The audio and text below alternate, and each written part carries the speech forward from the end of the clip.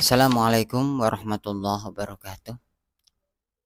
Alhamdulillah wa kafa wa usalli wa sallimu ala sayyidina Muhammadin al-Mustafa wa ala alihi wa ashabihi ahli syadqi wal wafa amma ba'd.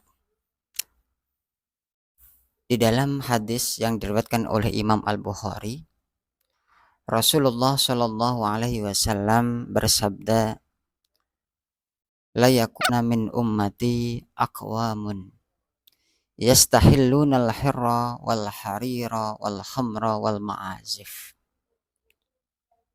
Rasulullah Shallallahu alaihi wasallam bersabda, "Sungguh akan datang dari umatku segolongan yang akan menghalalkan perzinaan, menghalalkan sutra, menghalalkan khamr, dan menghalalkan al-ma'azif."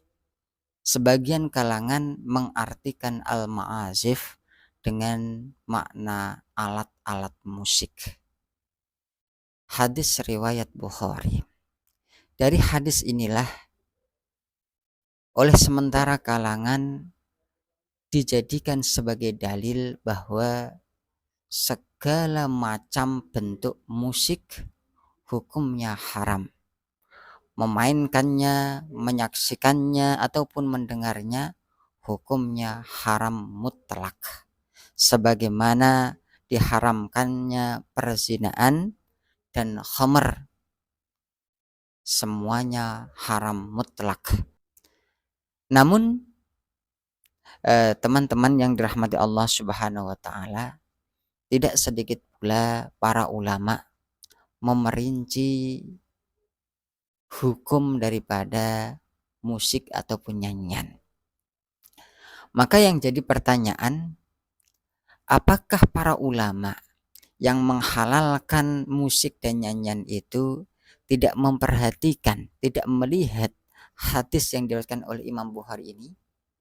Inilah yang akan kita bahas di kesempatan ini, yang mana nanti kita akan bacakan beberapa hadis yang dijadikan oleh para ulama sehingga mereka memerinci hukum daripada musik ataupun nyanyian itu. Jadi ingat, hadisnya Rasulullah terkait dengan musik dan nyanyian tidak hanya satu hadis daripada hadis yang diriwayatkan Imam Bukhari ini, tetapi banyak hadis yang bercerita tentang ini. Seperti misalnya hadis yang pertama, hadis yang diriwayatkan oleh Imam Bukhari, Imam Tirmidzi, dan Imam Ibnu Majah dari Rubai. Rubai berkata bahwa Rasulullah Shallallahu alaihi wasallam datang ke rumah pada pesta pernikahannya. Lalu Nabi duduk di atas tikar. Tak lama kemudian beberapa orang dari Jariyah itu budak wanita, segera memukul rebana sambil bersenandung untuk orang tuanya yang syahid di perang Badar.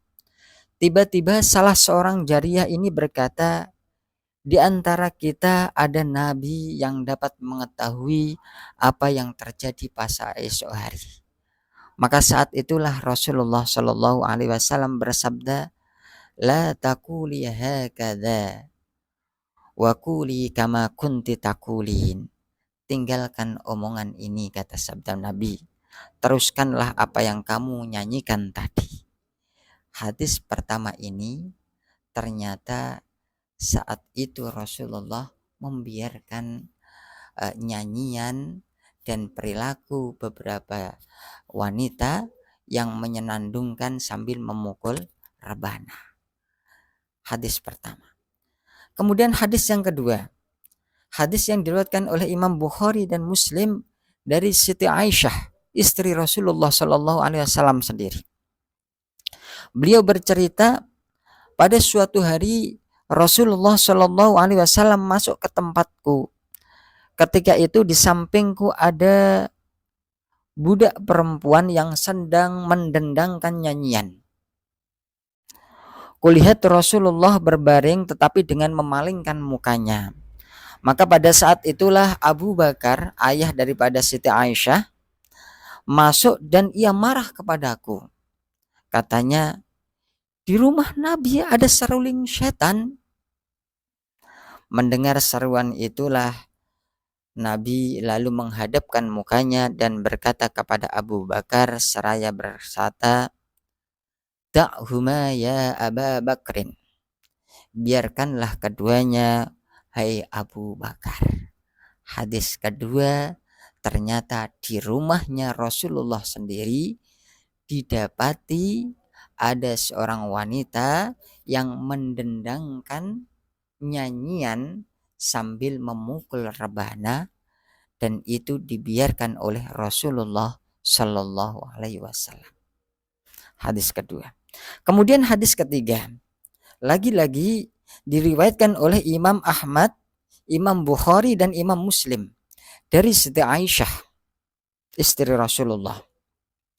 Beliau berkata, aku pernah menikahkan seorang wanita dengan seorang laki-laki dari kalangan Ansor. Maka Nabi Shallallahu Alaihi Wasallam bersabda, ya Aisyah, wahai Aisyah, maka namakum min lahwin. Tidak adakah padamu hiburan? Fa'in al-ansara yu'jibuhumul lahu. Karena sesungguhnya orang-orang Ansar itu senang dengan hiburan. Hadis ketiga, justru Rasulullah malah bertanya, tidak adakah hiburan saat acara pernikahan ini? Hadis yang ketiga. Kemudian hadis yang keempat, kita bacakan lagi. Hadis ini diriwayatkan oleh Imam Ahmad dan Tirmidzi dari Buraidah. Ia berkata, suatu hari Rasulullah Shallallahu Alaihi Wasallam pergi untuk suatu peperangan. Setelah beliau pulang dari medan perang, datanglah seorang jariyah, budak wanita, berkulitkan hitam, seraya berkata, ya Rasulullah, aku telah bernazar, yaitu kalau engkau dipulangkan Allah dengan selamat, aku akan menabuh rebana dan bernyanyi di hadapan engkau. Mendengar itu Rasulullah Shallallahu Alaihi Wasallam bersabda, in kunti nadarti fadribi wa illa falah. Apa sikap Rasulullah saat melihat ada seorang budak wanita dan ia bernazar untuk bernyanyi sambil menabuhkan rebana di hadapan Rasulullah? Maka sabda Rasulullah, jika demikian nazarmu, maka tabuhlah. Tetapi kalau tidak, maka jangan lakukan. Ini sikap Rasulullah. Kemudian hadis yang kelima. Hadis ini diriwayatkan oleh Imam An-Nasai dari salah seorang tabi'in yang pernah meriwayatkan tentang apa yang terjadi pada suatu pesta pernikahan. Ia berkata, saya masuk ke rumah Quradah bin Ka'ab dan Mas'ud al-Ansari. Quradah bin Mas'ud sama Quradah bin Ka'ab sama Mas'ud al-Ansari ini adalah dua sahabat Rasulullah. Tiba-tiba beberapa budak perempuan mulai bernyanyi-nyanyi. Maka saya bertanya, tabi'in tadi bertanya, antuma sahiba Rasulullah wa min ahli Badr. Kalian berdua ini adalah sahabat Rasulullah dan seorang pejuang di perang Badar. Wa yuf'alu hadza indakum, kenapa hal yang begini kalian lakukan? Maka berkatalah Quradah, salah seorang sahabat Nabi tadi, berjawab, ijlis in syi'ta fasma' ma'ana. Duduklah kalau engkau mau, mari kita dengar bersama. Wa in syi'ta idhab qad rukhisa lana fil lahwi indal ursi. Kalau tidak, silahkan pergi. Sesungguhnya telah dibolehkan bagi kita untuk mengadakan hiburan apabila ada pesta perkawinan. Itulah sahabat budiman, 5 hadis. Tentu masih banyak hadis-hadis yang serupa yang dijadikan landasan oleh para ulama untuk memerinci hukum nyanyian atau juga musik sehingga mereka memerinci ada nyanyian yang dibolehkan, ada nyanyian yang diharamkan Allah. Sebagaimana Harir Sutra tadi, seperti dalam sabda yang pertama, sungguh akan datang dari umatku suatu kaum yang menghalalkan perzinaan, siksa, sutra, khamr, dan alat musik. Sutra itu juga hukumnya diperinci. Sutra itu haram bagi laki-laki saja. Adapun perempuan tidak haram. Mereka boleh memakai sutra.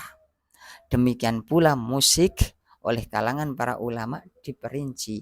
Ada yang haram dan juga ada yang halal. Maka sahabat budiman yang berbahagia, kami berharap dengan kami bacakan hadis-hadis yang menjadikan landasan ini, kita menjadi lebih toleran, lebih menghargai pendapat yang lainnya. Jikapun kita punya pendapat lain yang berbeda, hendaklah kita menghormati itu, karena dalam bentuk apapun para ulama juga berikhtilaf terkait dengan hukum musik ataupun nyanyian. Demikian kurang lebihnya saya mohon maaf. Wallahul muwaffiq ila aqwamit thoriq. Wassalamualaikum warahmatullahi wabarakatuh.